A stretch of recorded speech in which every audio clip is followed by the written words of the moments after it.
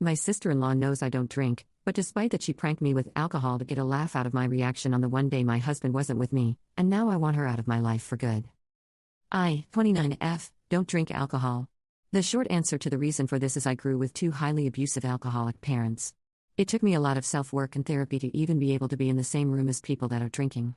When I meet new people, I just politely turn down drinks by saying something along the lines of I don't drink. There has obviously been some instances where people ask me why, but I never go into the traumatic details. I've never had anyone push it onto me or anything. That's what makes what happened last weekend so bizarre. On the second Saturday of every month, my husband, 30M, and his sister, 32F, throw a cookout or something along the lines for all of their childhood friends. I've always thought it was really cool that they stayed close with so many people since I myself moved away from home and only stay in contact with one friend from school.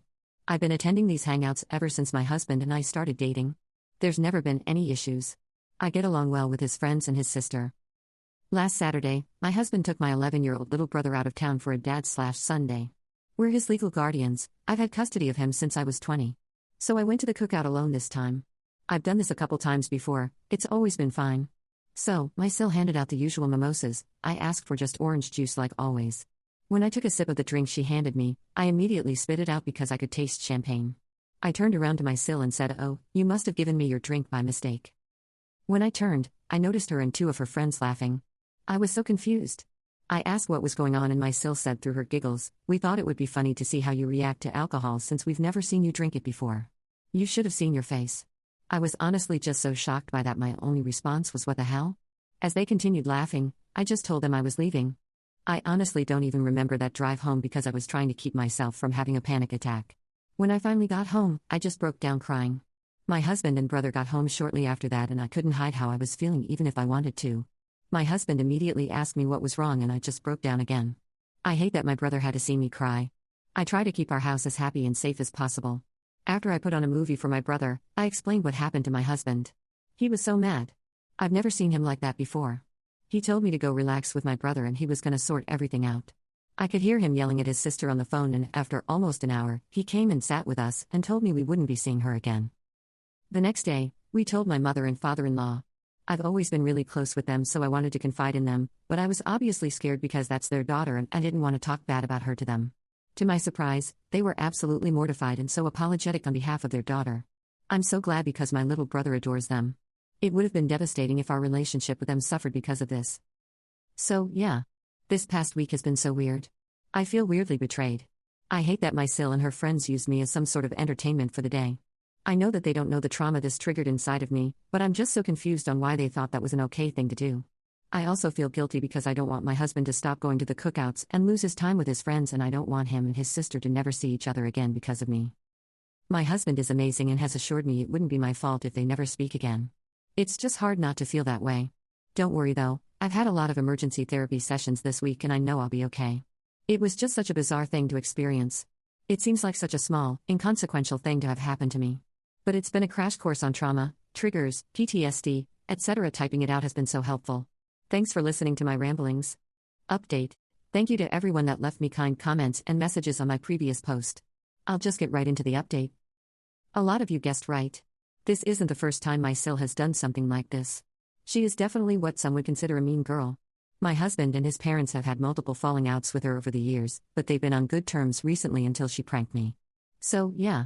I could see how my husband's immediate reaction to go no contact seemed like an overreaction, but he's dealt with a lot from her in the past. I don't want to give any specific examples because they're personal to my husband and his family.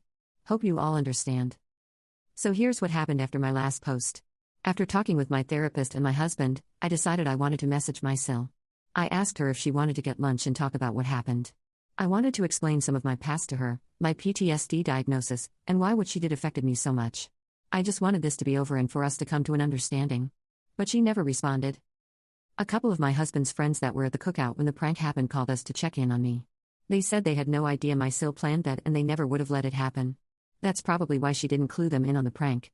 They told me that after I left, they told her it wasn't cool. After a couple days I just gave up hope of her messaging me back and decided to start moving on. Yesterday, my Sil blew up my husband's phone. She said some pretty awful things. To summarize, it was along the lines of "It's not my fault your wife is a C that is scared of champagne." She called me a bunch of names, from everything to batch, hoe, etc. She said she never liked me and she wished my husband stayed with his high school girlfriend. They broke up when they were 18 BTW. My husband is 30. Lol. The worst thing she said was, my husband was just doing charity by taking in a couple of orphans. If you don't remember, I have custody of my 11-year-old brother and we don't have any contact with our parents because they're abusive. So, yeah. Some pretty awful stuff. I was honestly just shocked. I thought we got along fine. We were never best friends or anything, but I had no idea she held this much animosity towards me. Maybe she's just embarrassed and lashing out because her parents or some of her friends berated her for it? I don't know. My husband sent just one message back to her saying he never wants to see or talk to her again and then blocked her and her husband's numbers. He told his parents what happened and they were furious too. I don't know what they said to her, but they're about as done as my husband. Since I've been in therapy and have support around me, her words didn't bother me much. I know she obviously has some problems to deal with and I'm just her latest target. The worst thing she did was bring my brother up. I'll never forgive her for that. He's not an orphan.